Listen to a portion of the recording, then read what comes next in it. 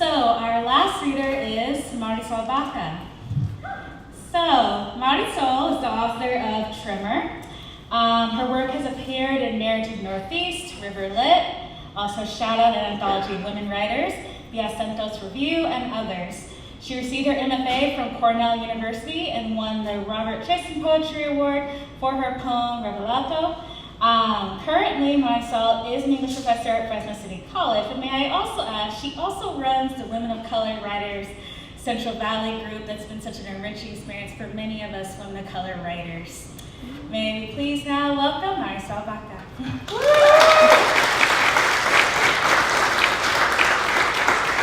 Thank you, Kamilah. I'm just kind of blown away by Stephen's amazing words tonight. It's amazing, and so excited about the book Phantom Tongue, and cannot wait to spend my next week pouring through it. And also very, very happy to be reading and excited for the new book, Ronald's new book coming out. And just really happy to be here tonight. So amazing. I'm going to start with the poem Dyad, which is hot off the press. So the poem that was chosen for me because I couldn't make a decision on some of my poems. Dyad. She wishes she had the ability to become larger. The monolith is pointing her toward herself. She hates that direction. Better to wash a hand, walk backward, turn away from yourself, eat the fragments. Swallow a river of arrows pointed at each other. This makes you bigger. Too big you can't fit in your life. Swallow a banner fluttering, pointed at home. Small, she is fisheye, turtle egg. The first map she makes is on the skin of a cloudy mushroom. On it is written a correspondence, the two selves looking on opposite sides of a dividing line. Where my hand points, the other is reflected. She is 4 now. She is an infinite, tiny self.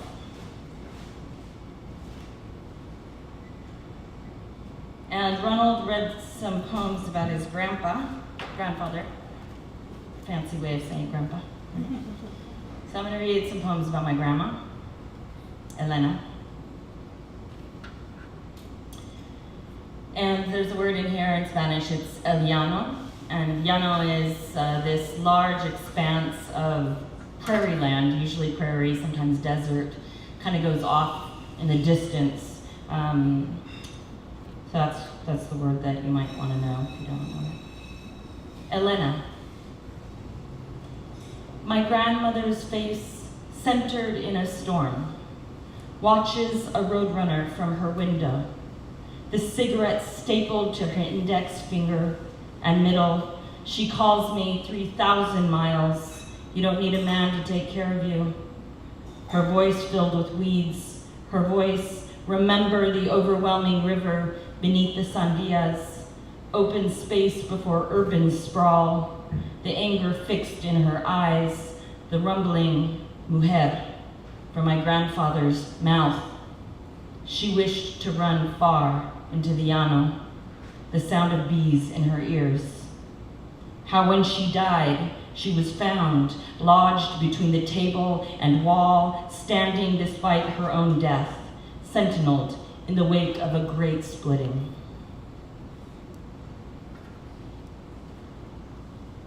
Patterns for Kimberly. I was born in a crooked house in Alameda, New Mexico, across from a field of alfalfa. The alfalfa field was a tangled, lush expanse in a desert town. I was too young to go out into it alone. My sister, who was old enough, would take us with her. It was her world. It was her imaginary kingdom, along the sides of the ditch toward a house that was 2-storied, to the distant neighbor's house, to play with sickly children. With sticks, we would scrape up the mud and dirt into patterns. We hardly paid attention to anything that wasn't small. We collected the items necessary to create our mud pies and our rock ofrendas. We repeat the same things now that we are much older. The line of familial motherland divided and shipped away. 200 years of our mothers, Nepomucena, Maria, Amelia, Apollonia. Spiral for Las Peregrinas.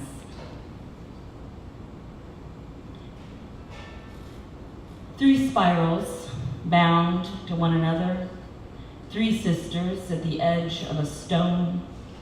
What is the cosmos but a radial movement outward, to touch the fabric of one, to see the astral projection of the other, to forget for one moment that it is only a projection. Spiral is not spire, not arrows, not shields, not shells. It is a movement, the circles inside the corpus of a great tree, a slice of granite, a loop of riverbone, our family of memory, the lost reflections of our arms and hands and our cheeks and our eyes, the reflection at the edge of the mirror, the sound of a voice as it travels up from the basement into the drawing room, absent of folk, absent of fire, a cold dream the dark earth has of clouds and air.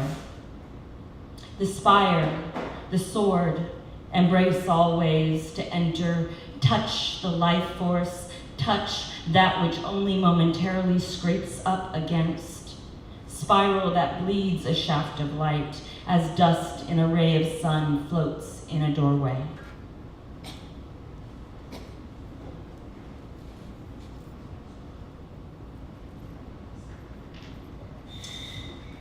It's a Frida poem.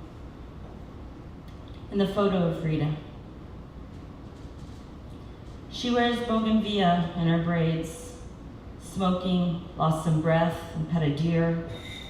After she died, the room smelled of glass jars filled with odorous leaves and wood smoke. Some small children wondered at the extravagance of her life, wondered at the calacas hanging about. When the family left, Diego sliced a pear, red as a cardinal, and put it between the sheets. And at night, across time, I find that these walls chirp, that the radiator is scratching in my ears, and the sounds of water moving through pipes in this house, the sounds of making love beneath the bed, only once or twice, but I swear they climaxed, and the generations of women in my family whimpered. I felt fast asleep each time. The air so dry and hot, my hair stuck to the wall. Desperate to find that photo. I am busy forgetting quickly. I want to see the flowers, if they're wilted at all, if the photograph was in color, if she's looking at me or at Diego. She had loved him, and she held that love, like death in the womb, until it crusted at the edge of the photo. No lover. I'm busy letting blood. Canto 1, this is also for my grandmother, Elena.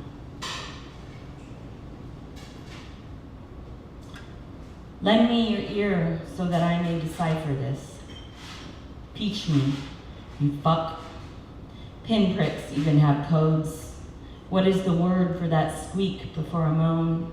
Somewhere out in the cosmos, we are all lit up. We don't float, we sparkle. It's such a beautiful day over there.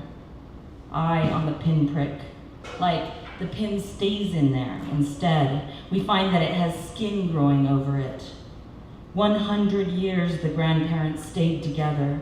100 years on an avocado sofa, transfixed on making meaning. He says, woman, I, he always says.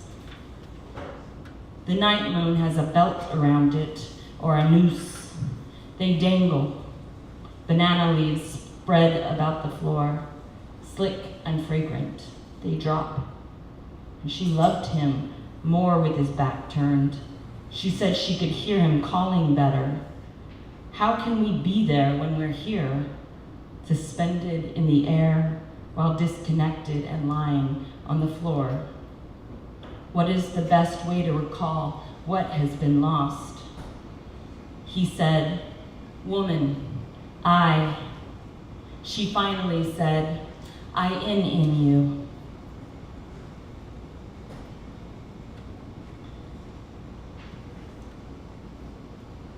Read a happy one.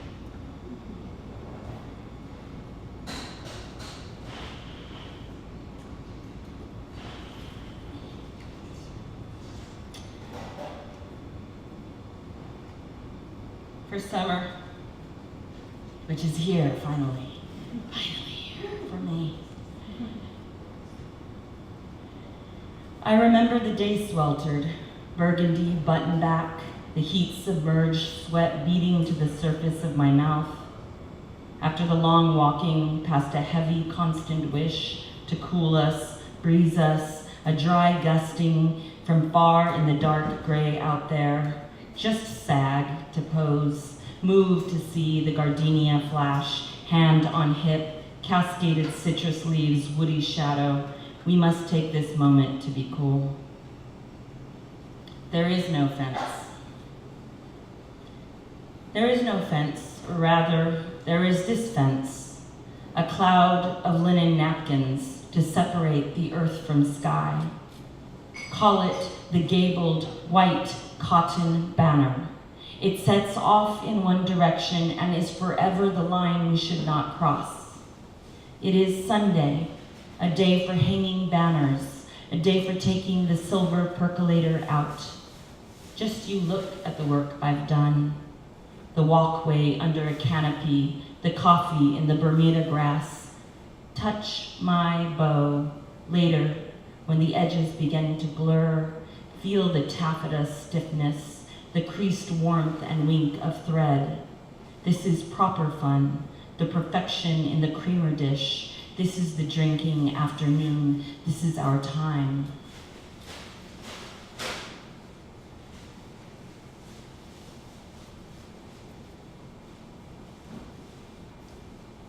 So I'm going to finish with a poem called The Orno. Oh, sorry, not The Orno. There's an Orno in this one too. I'm going to finish with a poem called Sarcophagi in Glass Houses. And for those of you who don't know, this was written when I was living in New York, and I went to this place called the Storm King Arts Center.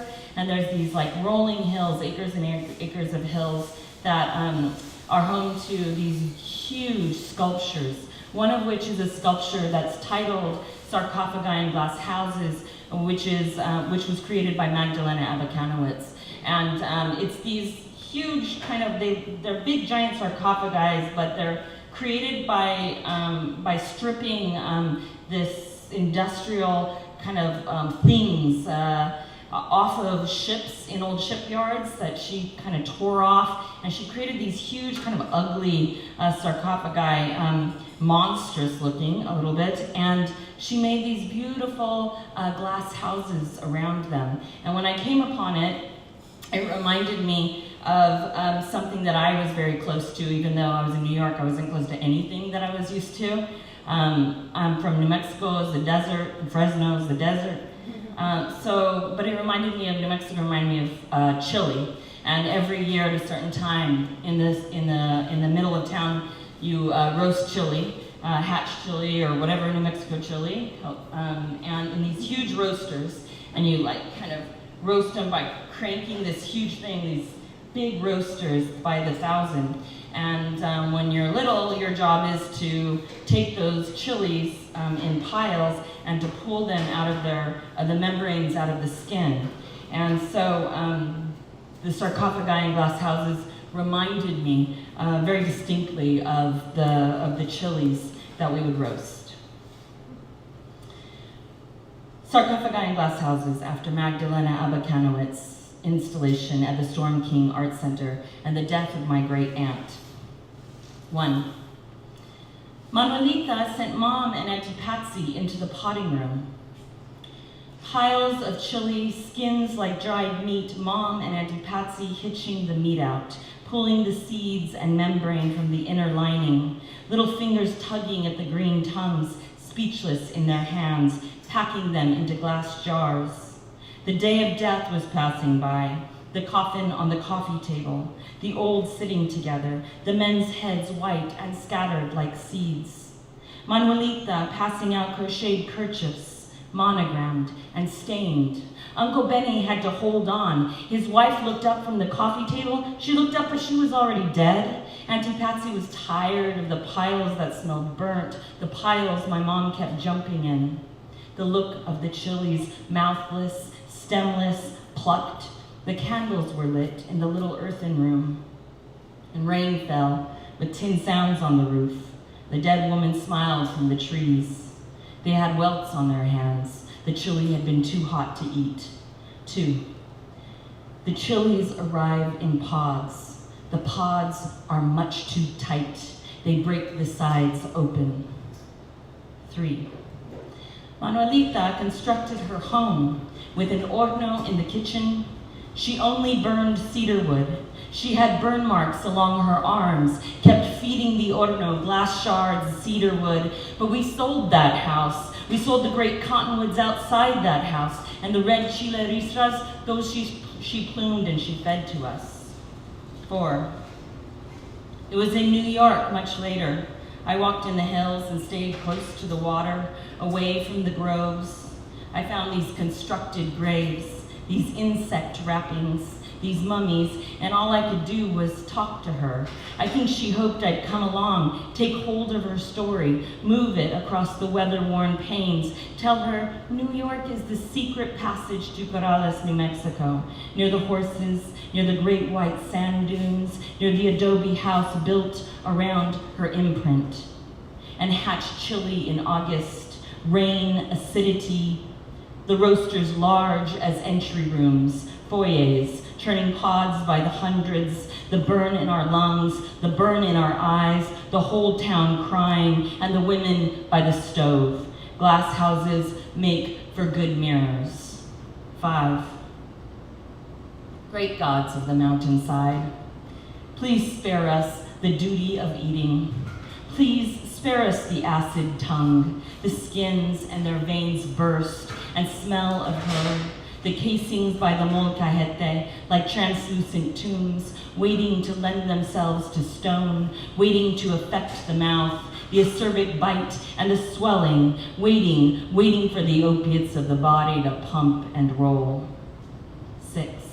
Houses.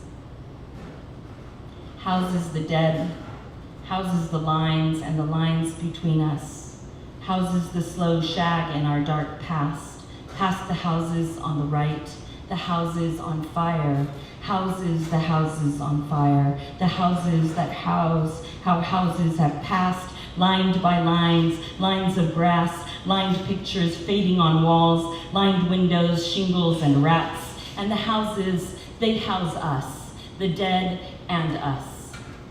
Thank you.